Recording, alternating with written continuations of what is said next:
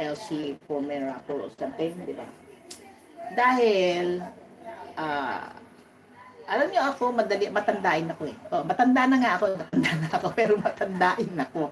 I mean, I remember those people na nasa premier ko palagi. At saka yung mga taong nakatambay sa akin palagi. Si, so, ito dinidiscuss ko to sa mga pamangkin ko. Mga tulog na yun, wala nang dumudot-dot eh, pero nakatambay pa rin ng mga sipil.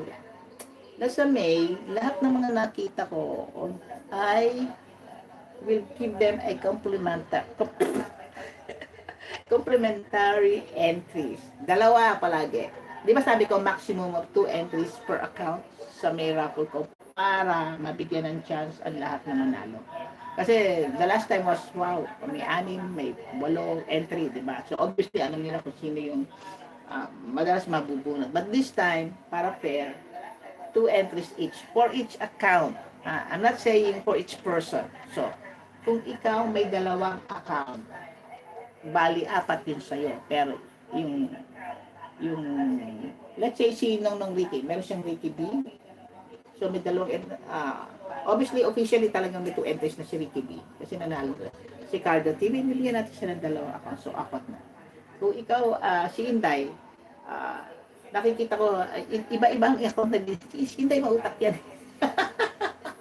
Meron siyang Inday Vlog, meron siyang Ana Official, at kung minsan naandun si Christine. Si Inday Vlog, nag-qualify na siya sa 2 account.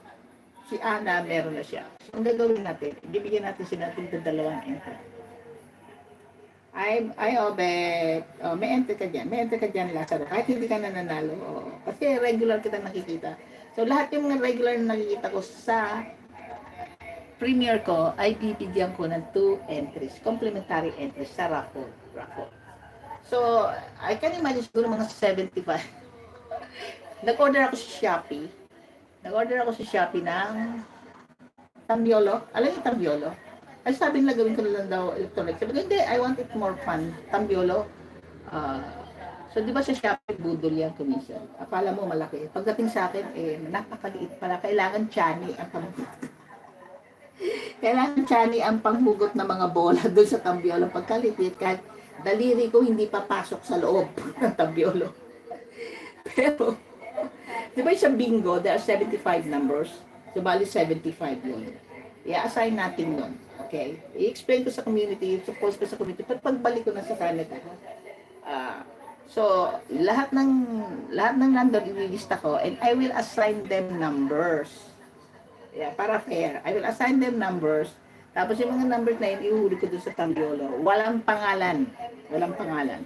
But I will announce it sa community kung sino-sino at ano-ano ang mga numbers niyo. Pero during the day, wala na. Kalimutan ko na yung number niyo. Diba? Kayo, tandaan niyo yung number niyo. Number lang ang bubunutin ko. So during the raffle, hindi ko alam kung sino yung binunot ko dahil number lang. Diba? And then, it's up to you to look up kung number mo yun o hindi. Para tayo nagbibingo. Sa May, mid-May ko ito gagawin, yung hindi na ako masyadong busy. Kasi busy talaga ako ng April 30. Myself, yung tax returns ko, hindi ko pa nagagawa.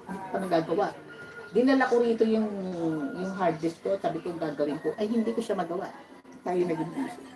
So, bali, ganun yun. So, 2 entries, tapos kung binigyan kita ng 75 lang doon, pero walang pangalan yung 75 doon. Pero kung inikot ko at lumabas doon, kasi lalabas yung bola, di ba sa bingo, lumalabas yung bola doon.